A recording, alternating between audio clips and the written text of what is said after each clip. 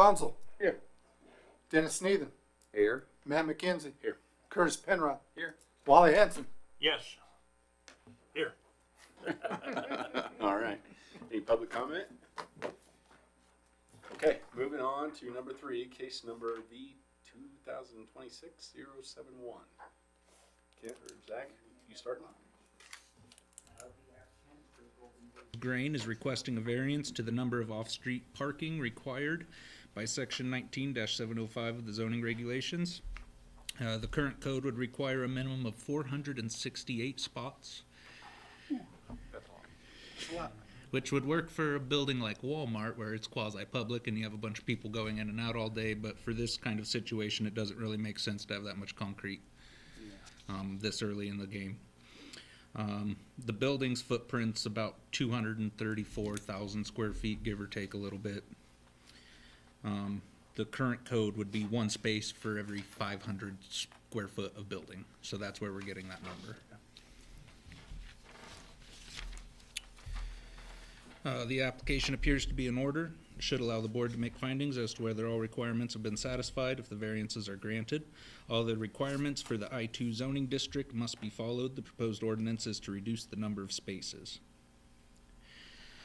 They would like to use the max number of employees during a shift plus an additional 20% of float for shift change. That way there's a little extra space in there for them. The number of calculated spots was done so by using the square footage of each section of the building, since portions of it will be true manufacturing while other portions will only be warehouse office space, which is a different requirement. Different occupancy, yeah. Mm-hmm. When you use the figure, or when you figure the totals of the spaces using the 2 formulas provided by code, you get roughly plus or minus 120 parking spaces for the facility. That will have around 55 employees at the busiest shift. There is a need for additional parking to handle shift change because things are never static. But the excessive number is pretty crazy to have for that kind of thing. I did share with you guys, I believe it was in your packet, the spreadsheet that kind of broke down the shifts and the totals. Josh put that up on the screen for you guys.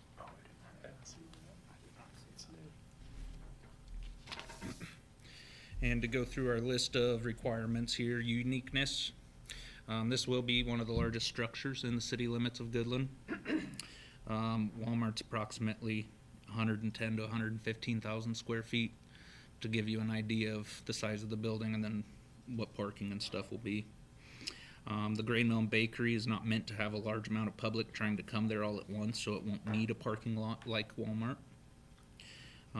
2 shifts, the first being approximately 20 people more than the second shift, and by having an area plan for development of more parking stalls in the event that this amount isn't enough, it should diminish the concerns of where there'll be parking if it does end up being too small.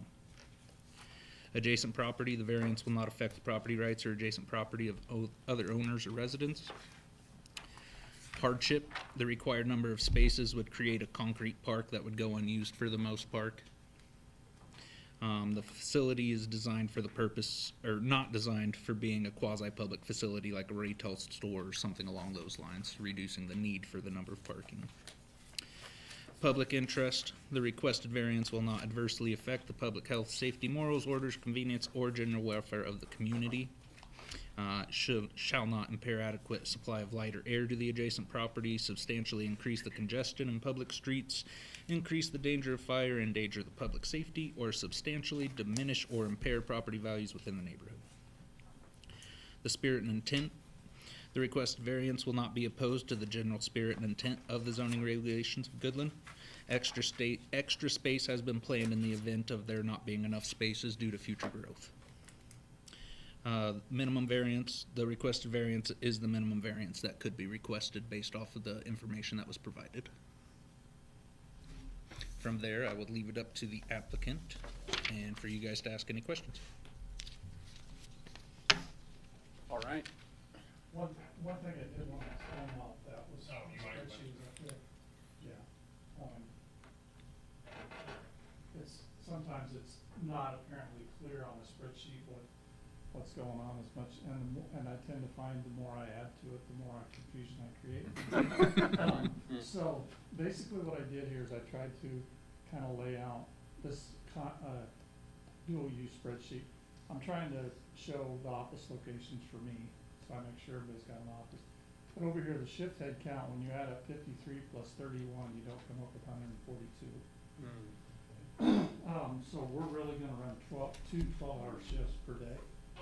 And we're gonna run, three, so in a typical work week, a crew would work 3 12-hour days and get paid for 40. So we have an A crew, a B crew, a C crew, and a B crew. So, for example, Monday through Wednesday, A crew would be on first shift, B crew would be on second shift, 7 to 7, 7 to 7, or whatever they decide to work. It might be 3 to 3. That's to be decided. And then C and D crew would be on Thursday, Friday, Saturday, and Sunday would be a sanitation shift. So it would just only be day shift and be more of a skeleton type crew. So when you add all those up, when you add these up and that up, you should come up with 142. And 142, that's where we're projecting right now. We may have a few more as we get going here. And then when we expand line 3, I can't remember what the IT guy, I forget his name. Josh. Josh, sorry. When we expand the third line 3, the plan is to extend the parking lot west, to have more spaces, so. Keep going. Yeah. There's another photo that has that drawn on there too. Yeah. That's what I'm pulling up now. The goal being. There it is. The goal being, we don't wanna add another parking lot over by line 3, because we do not wanna set up this situation where we have line 1 and 2 folks are different from line 3 folks, and we automatically just create these silos and barriers, so that's the goal. Because all of our employees, everybody will come in the front door right here. Again, bring everybody together, and then they can go to the workplace. So, and then if you kind of zoom out, that gives you kind of an idea of what the facility looks like. I can certainly answer any questions about the parking variance for sure, but, and then also throw on to you guys, I have a few slides that kind of shows you, updates you where we're at on the design process. I have a quick 3D video that's I think is pretty cool, to give you an idea of what we're looking at. The truck loading and unloading will be in the southwest corner and then also on the east Yeah, side. this over here is truck countdown, so this is baked goods, roughly 25 loads a day. We've got nine stalls. One of those is mainly for receiving packaging material. I will tell you, gentlemen, that you don't see on here a truck staging area. We don't want to be a truck stop. So we don't want a lot of trucks sitting on our property because there's a lot of things that come with that we don't really want coming with that. So we'll have 8 outbound spots. So we have parking spots for 25 trucks. And then if you come over here, this is inbound for ingredients. Ingredients, I will have liquid sucrose, yeast. So our liquid unloading will be here, as well as our dry ingredients will be here as well. And this is covered. That's one of the questions I had, whether your truckers, will they be part of their employee parking in the same spot? For trucks? Yeah, No, this is totally separate from trucks. okay, but I mean, to those who will be driving the trucks, are they coming in, parking their car, and then they're getting in their truck? Are they just coming in? I'm sorry, Coming misunderstood in the and question. hauling? All of our trucks will be over the road. Okay, type okay. trucks. They won't be us. They won't Okay, be owned by I us. got you. Okay. So, and we've got this separated so that, we basically come in up here, possibly off that second entrance. Second entrance into the industrial park. Okay. Hopefully we'll be able to construct. But, so our inbound trucks will come around here, come in here, back in, and then they'll go out the same Okay, way. so it's come and pick up and go, okay. that's Yeah, it. and then the inbound, ingredients will come in here and out, and this is our main truck, our main, employee car traffic. Okay, I anticipate maybe 5 trucks coming in here maybe a day at the busiest, on this end. Down here, probably 25. okay. And then, grain receiving is across the street, it's over here. I have Oh, yeah. a drawing of that, but it's over here, yeah, it's right here. See that, yeah. So, my thought, and here again, we're, no offense, farm guys, but trying to get trucks to go where you want them is, you know, it's a 50-50 venture. But we're hoping that the wheat trucks will come all the way around, go through here and dump, and then go back out. So we don't have that interface of car and truck. We keep that to a minimum. Okay. That's the goal. But hopefully the wheat truck will be our truck, Mhm. shuttling back and forth from the downtown facility. So I think we'll be able to control that one as much as anything. Another question I had too was, it looks like you got everything laid out great. I appreciate your plans and everything. Are you gonna have any like tourists that come in and tour the facilities, you know, like I work out at the weather service. Sometimes we've got people coming in town, they wanna see what we do and that kind of thing. Schools and everything. Schools, yeah, and, cause I know like out in, I think it's Abilene, they have Russell Stover Chocolate Factory. You Yeah. can go in there and go watch the production and how they do all that. Are you planning on doing anything Yeah, like that? yeah, and that's, I'll be honest with you, that's one of the things that, we still may need to add some parking. Okay, That's still something we're still, kind of toying with. It's, I guess I've been at this long enough, if you build extra space, Mm. somebody fills it up with junk. yeah, I If you understand. build extra concrete, Yes. somebody will fill that up with stuff you don't want there. Yeah. But, we are planning a very robust tourist, activity. If that becomes such that we need more space, we're gonna add it to the west. Okay, Yeah. Yeah, it that's looks the like, plan. you could go all the way if you had to, that right away, that Yeah. the industrial loop there. And we've got 10 visitor spots. Our hope is that when we have a school, we have a school bus come, the school bus comes here, drops off the kiddos, and maybe can go over here and park, parallel park, and come back around and pick up the kids and leave. But that is one of the, it's hard to predict what that's gonna be. But yeah, these are just HVAC units. The whole facility's climate controlled, so these are 2 HVAC systems for the firehouse. So we can just keep expanding parking now.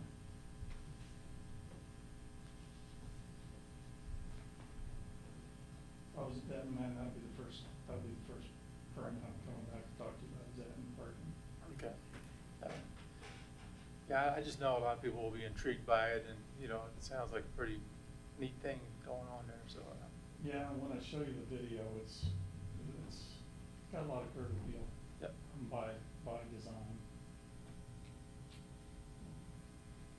All right. Okay. Any other questions? No. If you guys have 15 minutes, I can take you through where we're at. That's Sure. what the Sure. number- Yeah. Yeah. So we're about 45 days roughly from having final construction drawings. So, September 1st, we'll have a final set of, construction drawings that we will then drop on Zach's desk. Right now, we're at about 500 drawings. Everything's 3D, but then when you print or put them down in 2D for submission, there's about 494 drawings that take care of just the building and the mechanical processes to support the bakery. That doesn't include any of the equipment layouts, doesn't include, any of that type. So I would anticipate we're gonna be in the 600 to 700 pages of drawings when we're done.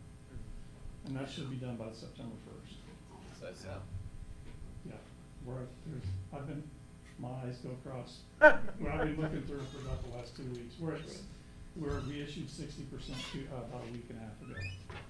So from now until 90%, which is in about 2 to 3 weeks, there's details that we will never even probably be able to pick up on the drawing. But we're at the point now where, you know, we're down to detailed engineering, like right down to the switch plates, the seal, the lights covers, the doorknobs, the door handles on the bathroom stalls, all of that type of details what we're doing now. And all of that will be done before we submit.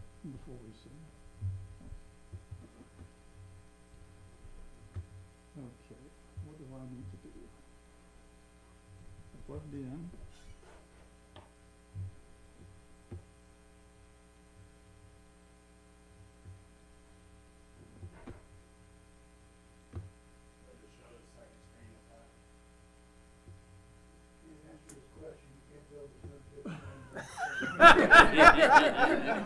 Well, I can guarantee you. You're on the spot. I could have guaranteed you this was gonna happen. No pressure. He doesn't need additional pressure now, Alan. No pressure, right? I'll tell you though, It, I've been working around Alan long enough, I was waiting for it.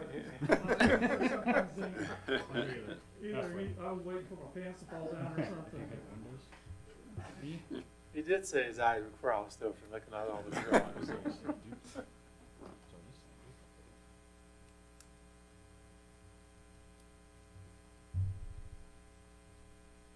Which makes me wonder if somebody messed with you.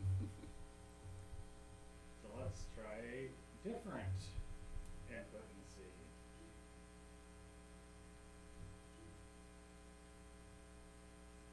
There we go, There we go.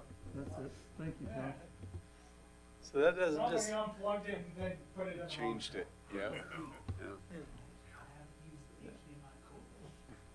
We'll just blame the full staff. I think they're the only other one that ever used this stuff. that happens at my job too. Yeah. Yeah. Okay, so this is what it'll look like, from the north. The northeast corner will look like this. Front door, of course, the front door and the main entrance is here.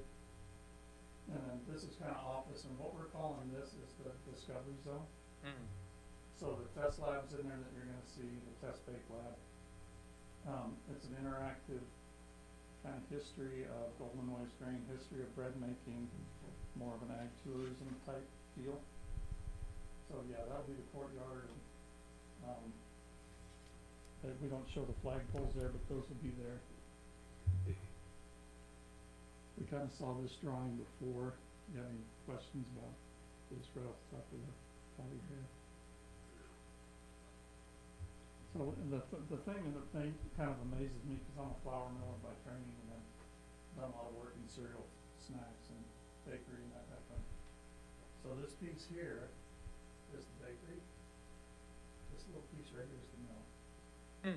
So this is making 350,000 pounds of flour a day to supply them. Wow. And I don't know if you've heard the numbers, but we're gonna ship about 130 million packages of baked product a year. When you break that down, that's about 185 loaves of bread a minute, and 1,080 individual hamburger buns, or 810 hot dog buns. So we've got a bread line and a bun line that'll run simultaneously. Showed you this earlier, that's just the truck pattern. This is the bakery layout. If there's any questions after, I can zoom in on this, show you some more detail, but more or less, this is the baked lab, the offices, so we're calling all of this the discovery zone. This is the ingredient, minor ingredient storage, like the yeast, sucrose, all of the ingredients that go in bread. This is a mechanical room, which has got the fire pump and air compressor dishwashers and we've got 3 or 4 boilers now. Flour mill here, and then all of this down here are chillers for the chilled water. When you're mixing a 2,500-pound dough, it creates a lot of heat, so you need a lot of chilling capacity to chill that mixture and keep that dough temperature at the right temperature.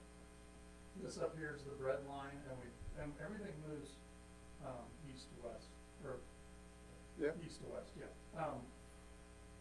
And so flour here, we're moving east to west. This is packaging, this is warehouse. Ignore the blue lines, that just splits up the drawing set, or the views. So basically, we're in 4 segments. We're a box and a box, so if you can imagine a pre-engineered metal building, and then the bakery is an IMP box inside that, that's got all of the sanitary equipment, so all of the bakery equipment is in that box. All of the control panels, the plumbing, all of the mechanical systems are above the ceiling, on a walkable ceiling, so you don't see any of that. It allows us just to keep a cleaner environment. And then we're segregated. We have a wall that splits the bread line from the bun line, and then we have a wall that splits right at the oven. So the oven is a kill step. So there's yeast and mold and stuff, bacteria, like a raw dough. And then once it goes through the oven, it kills all of that. So this zone right here is our highest sanitation zone, it's not clean room. And then each one of those boxes has its own HVAC system that's segregated. So if there's mold down there, it doesn't come down here and get on the bread that's not been wrapped. And then of course, it's on the bread.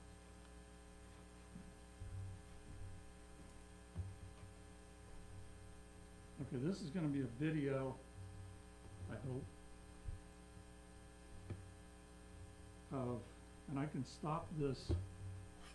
I'm gonna stop this periodically and just set up what we're going to, but this just kind of walks you through. Oh, I forgot to show you one thing. So that box in a box, we don't want people in there that don't belong in there. So we don't want maintenance, forklifts, visitors, tourists and all that in there. That's only controlled access. So there's basically a racetrack all the way around it. So when we want to go on a tour, we can walk around that and look in and see the process, but we don't have to get in there. And maintenance and forklifts, they can go around as well. You'll see that on this video as well. So this is based on the 3D model. No, that I need to use it. So that's the receiving, the minor ingredients, the truck's over there under the cover. We're going around, that's just the patio outside the break room. I called that the canteen, because that's kind of a little bit of the European model is the canteen versus a break room, because when you see it, it's not a break room. Somehow somebody put an A on that and called it the cantina. So we don't have a bar in there.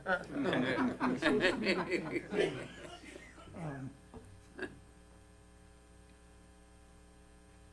And then we don't know exactly what we're gonna do out front. There'll be some interactive displays out there. Not 100% sure what we're gonna put out there yet.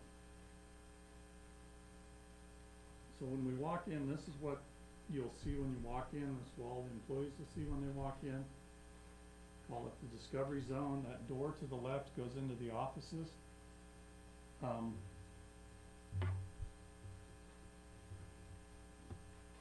gonna pause this real quick if I can. So Alan and John were part of this dream session that we put together with Hutton.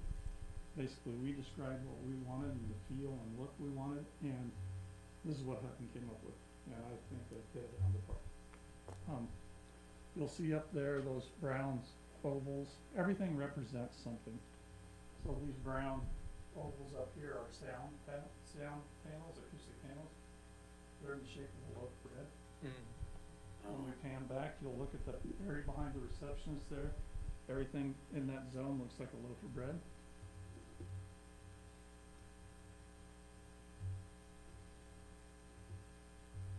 So we're gonna look at the inside into the bake lab where that guy is pointing in with his his kid there. Those are glass panels that, under normal operating, they'll be closed. But if we have a large group, we can open them like that and fold them together. So that's our test bake lab where we're test baking bread. And that'll be kind of the interactive area where you can get your hands in the dough and feel it and learn how bread is made. And then we're gonna, these people that are looking at this wall, that's gonna basically be a digital storyboard that we can put various things on. Here again, the loaves of bread up on top, still acoustic panels. And you walk through this door, now you're really walking around the facility. I'm gonna pause this right here, but if you look up, it looks like any old pre-engineered metal building that you might be storing a tractor or a combine in, because that's what it is. But that box is 6-inch insulated metal panels, and the ceiling is walkable, so you can walk on top of that. And so we don't see it really clear in this video, but that area is full. There's a lot up there. And you can see the windows where we're looking in. A little bit of graphic talking about what you're actually looking at. Those are egress doors out of that area. You'll notice that those egress doors are exit only. The only way to get into that is through a good manufacturing processing zone, which is like a clean, going into a clean room. Your boots get washed. You gotta wash your hands. You gotta make sure you got all the gear on. You got a gown up. That's the only way you can get in and out of there. So those doors are just egress. Shows that guy open it, but you're not gonna do it. He wouldn't. Here again, that's food security. There's lots of levels of why that's that way. Now, when we get to the end, like we're through that roll-up door and through that man door, that'll be the warehouse. And we'll just step into that and kind of see what's going on out there. We work our way around. This is the 9 load-out spots. One of them will be for receiving packaging ingredients, but I think with 8 doors, 25 loads a day, I think we're fine. We would love to be able to load just 12 hours a day, 8 or 12 hours a day, but we know how that goes. That'd be the first thing to change. So.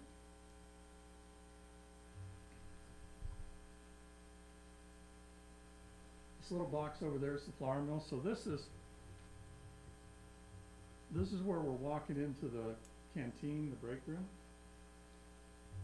This space back here, behind that window, is a commercial kitchen where we intend to, 3, 4, 5 times a week have a chef come in and cook for the crew, cook for the employees.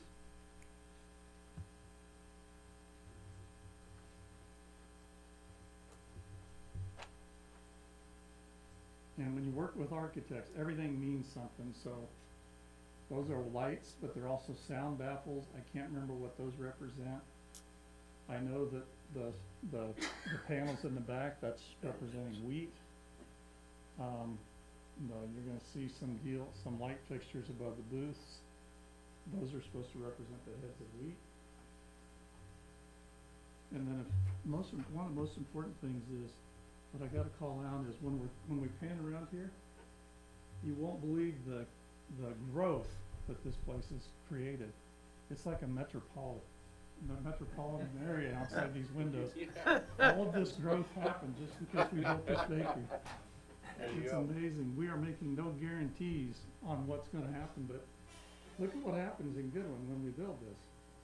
Count the windows. They will come. They will come. Build it. I took some liberties with the renderings there. And then, of course, the goal of having that outdoor space and having that is we fully intend to open this up periodically to the community, to have community events there, outdoor events, whatever, movie night, those kind of things. That's why we're doing that, going that extra bit.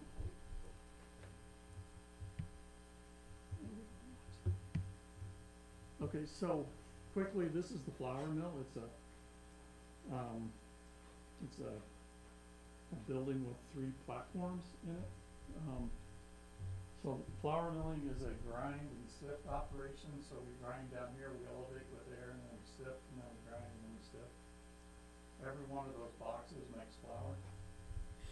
So that's what's going on in the flour mill. This is the tempered wheat. Basically, the flow is this way, flour bins are here, and it goes to the bakery. Just the other side of the flour mill. This is kind of, here again, anybody that's interested in seeing this in more detail, I can be here all night, but this is the cutaway section of the bakery. So we got liquid ingredients here, yeast, oil, sucrose, those tanks here. The yeast is a liquid yeast. And then we work down through the bakery. So we got the proofer in the oven, dough makeup, which is where the mixers are. And here's that wood. And where everything above that is, it's not a food safe center. Everything below that is extra high, hygienic zone. When we get down here and we get into packaging or we're wrapping it, we're putting the bread, slicing and putting it in a wrapper. Here then we come outside the wall, and here we're putting it in boxes, so we're case packing. And then the warehouse.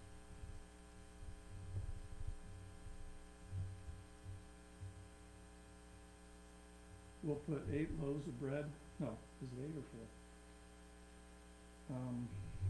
Can't remember now. 8 loaves of bread per box, and 6 packages of buns per box. This is just showing the little bit more detail. This is where the mixers will be, proofer and oven.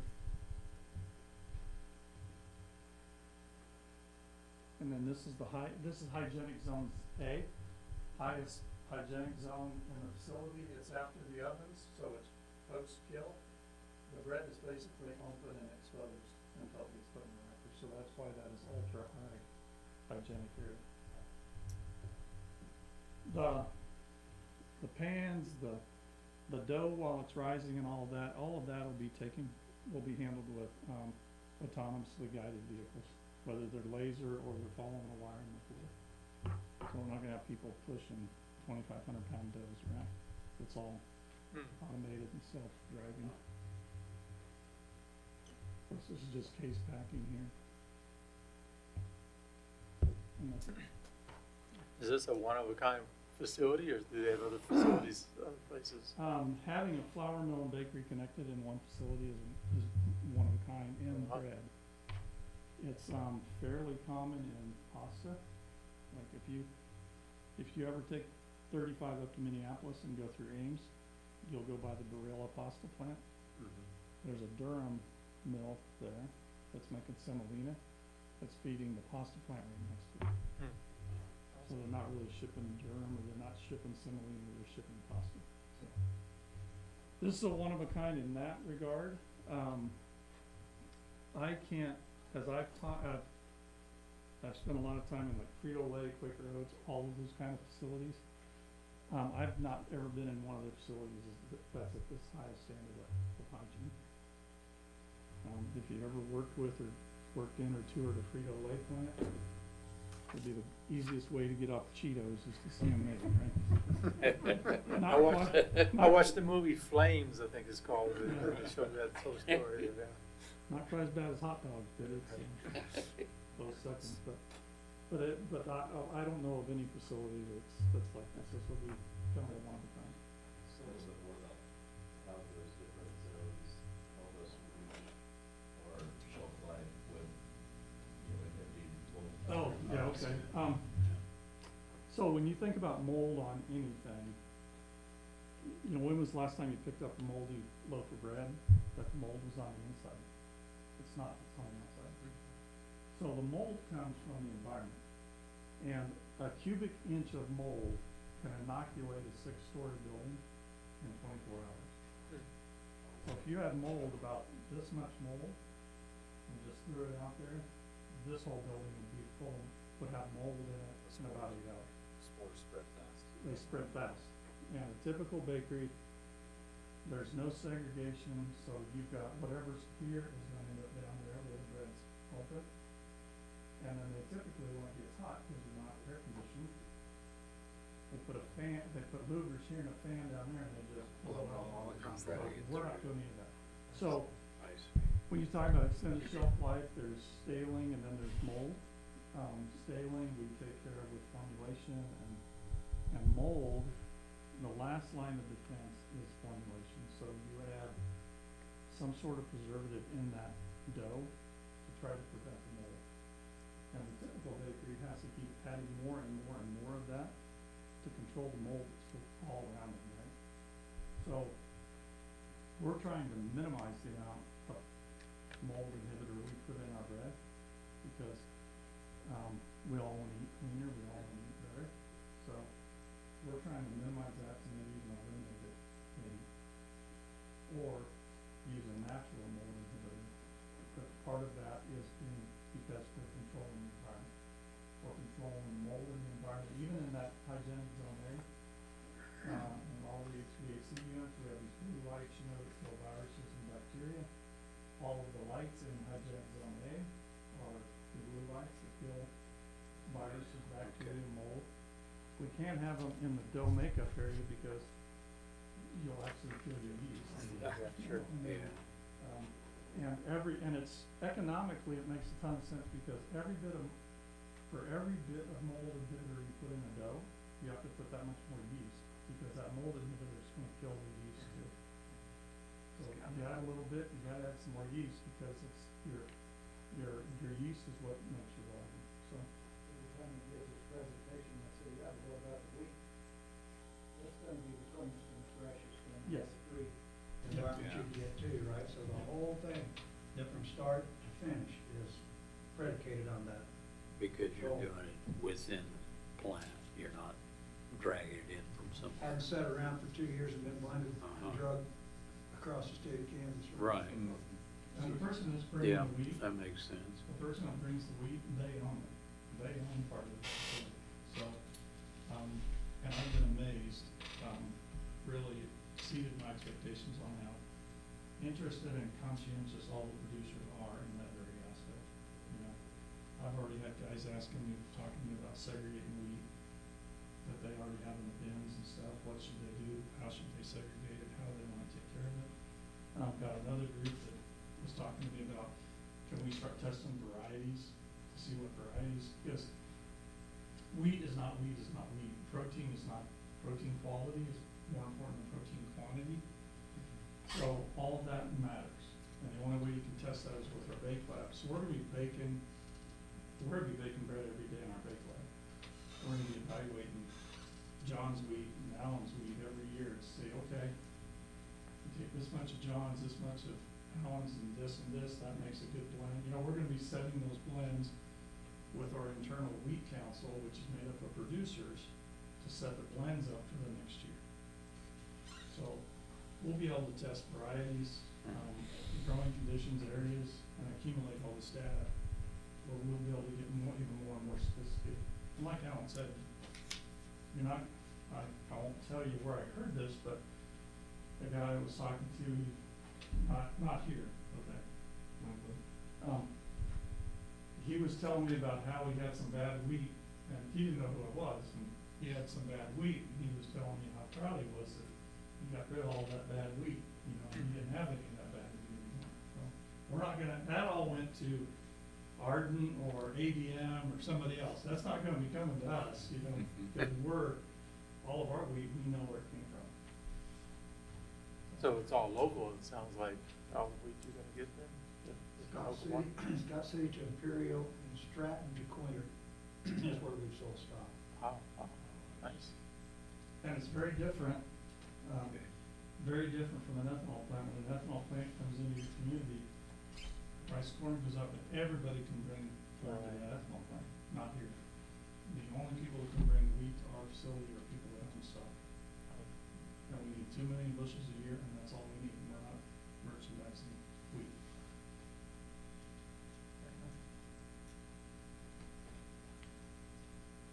That way you can control the quality. I see. We control it from the farm Yeah, to the table, and, what that's called is identity preserved. You're preserving the identity of the weed all the way through. Now, there are people that would like to try to do that, but they're hiring somebody to do their, provide them identity preserved weed. I can think of nowhere, maybe the bean plant might be different, is that the identity preserved weed is actually owned, taken care of by the people that own the facility that are making the bread. So, and we skip a whole bunch of steps. We hop right over moving grain all over the place, moving flour all over, we skip all the way over that. And we go right from the farm, through our bakery, right to the store shelf. Yeah. Too simple.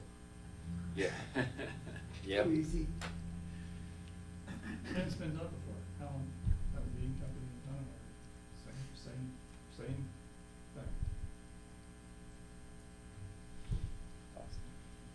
Okay. Any other questions for these guys? So let's get all the way back to why you really Why we're here, came. yeah. Thank you for allowing me to go on. Yeah.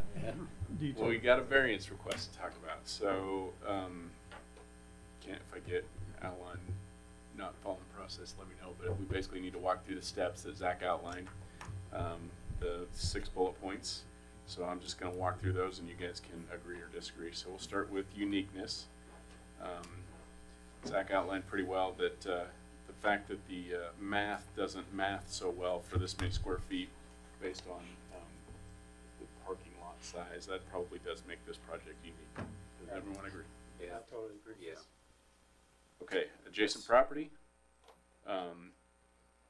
doesn't affect anybody's property rights, for adjacent property owners or residents, agree? Agree. Okay, hardship, the number of required spaces, if they had to have 468 spaces, would create a lot of concrete, which creates a lot of hardship and probably burns valuable ground. Everybody agree? Yeah, Creates hardship. that would eat up a lot of site space. Yeah. Yeah. Public interest, the variance does not adversely affect public health, safety, morals, order, convenience, or general welfare. Agree? I agree. I agree. It does not. Spirit and intent, the request variance is not opposed to the general spirit and intent of the zoning regulations. Agree? Yeah. And finally, minimum variance, this is the minimum variance that could be requested. Agree? I agree. Okay. With that, there is a recommended motion in the packet I would entertain. I move to approve the variance as requested to reduce the number of required spaces to 65 stalls for 55 employees, plus 20% float for shift changes, and to have space designated for future development of parking if necessary. I'll second. Okay, moved by Grady, seconded by Curtis. All in favor say aye. Aye. Opposed, same sign. All right, motion carries. There you go, guys. Well, good You luck. can have a smaller parking lot. Yeah. What happens at the Christmas party, though? Bring a bus. Bring a bus. Mark at the cleaning facility, There you go. parking across the street too. All right, that's all we need. You're welcome to stay for the last few parts of the meeting, but if you want to roll, we understand. Thanks for coming in. Appreciate the Thank update. Thank you guys. Thank you. Thanks for showing us what you're doing. Have a good night. That's an exciting project. Okay, reports. Grady, anything to report? Nothing to report. Dennis? No. Curtis? I have nothing. Wally, anything to report? Nothing? I don't think I have anything. Can't think of anything. Kent, anything? No, sir. Zach? Nope. Nope, that was quick. Okay. Minutes, the June 9th minutes were in the packet. Anybody see any additions, corrections, changes? No. If not, is there a motion to approve? I approve the minutes of I'll second. the Okay, moved by Dennis, seconded by Grady. All in favor say aye. Aye. Opposed, nay. All right, I move we adjourn. I'll second. Moved by Max, seconded by Curtis. All in favor say aye. Aye. Opposed, say nay. All right, thank you.